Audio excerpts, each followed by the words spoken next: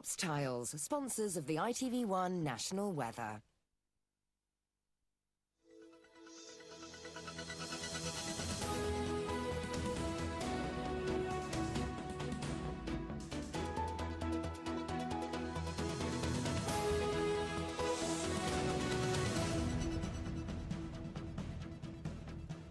Hello and good evening from Anglia News. First tonight, more on that story about the conviction of former teacher Derek Slade, found guilty of over 50 offences against boys in his care at a school he ran first in Norfolk and then in Suffolk. Slade was convicted of multiple assaults, indecent assaults and serious sexual assaults. He'd already admitted similar charges, as well as making and possessing indecent images and possessing a false passport.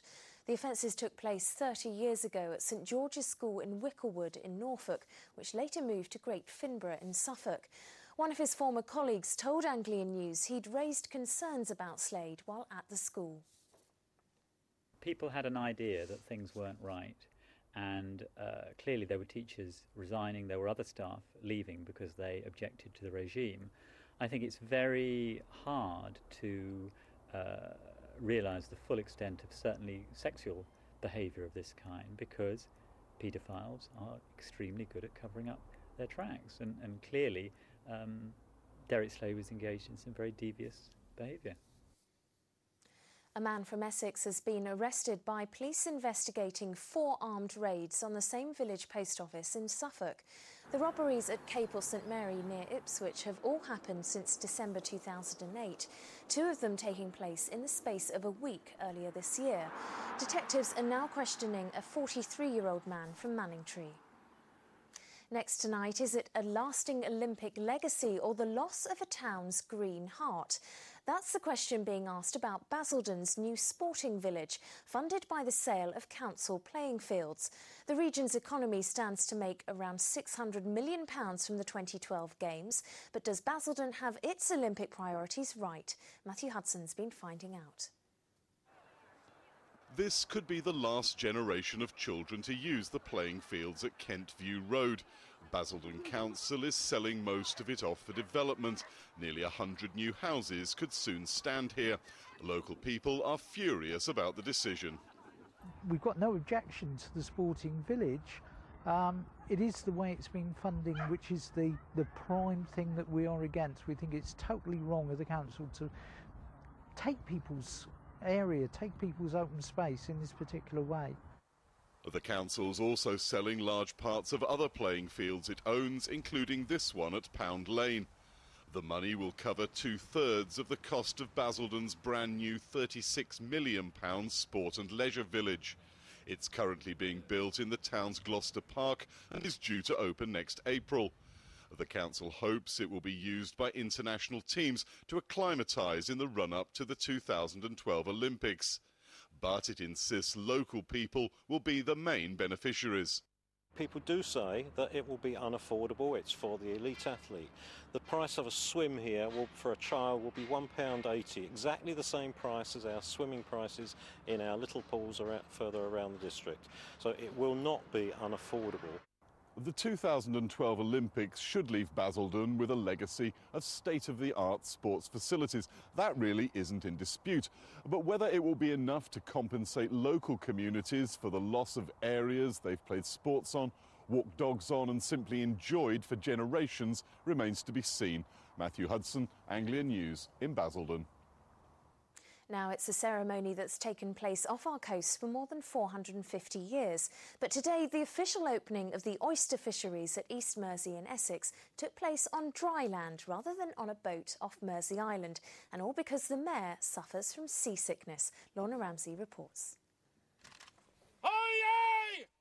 Oh, yay! Hundreds of years of history, a group of dignitaries and one seasick mayor. Couldn't you have sacrificed a little bit of seasickness in the name of tradition?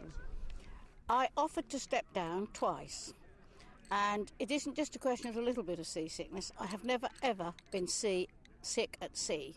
I am disorientated, I am dizzy and extremely ill. The ceremony used to take place on a boat called the Hydrogen just out to sea there. But what do local people make of the change to tradition? Very strange the fact that oysters don't actually grow on dry land. Oysters are farmed and live in the sea. Well, it's a bit odd really, because you've got to go out in the water to get the oysters, haven't you? The ceremony always takes place on the first Friday of September and declares the fishery open for the season. And it's a tradition that goes back hundreds of years. Colchester was sold a charter in 1189 when King Richard I wanted to raise money for a crusade. In 1540, the town began celebrating its autonomy. 3 cheers for Her Majesty the Queen. Hip hip, hooray! Back in the day, this was how it was done. Colchester's mayor helped to dredge up the first catch. But on the other side of Mersea Island today, a new oyster tradition was starting. Don Quinn doesn't think Colchester makes enough of its oyster heritage. This catch is being taken into Colchester to mark the beginning of a new festival in Castle Park over the weekend. In the past it's been a big thing, but it's just gone a little bit off the boil, and I think we need to bring it up again because they are the best. We love them, the Romans loved them, why not? Back in East Mersea, it had been claimed the mayor wouldn't be eating the first catch of the season. But she was keen to silence her critics and put an oyster where her mouth is. Lorna Ramsey, Anglia News, East Mersea. Meanwhile, ships and boats have started to gather in Great Yarmouth for this weekend's annual Maritime Festival. Among the vessels taking part is the steamboat Coronia, which arrived in the port earlier today. Thousands of people are expected to attend the event, which is now one of the biggest on the town's calendar. Time for the weather with Amanda.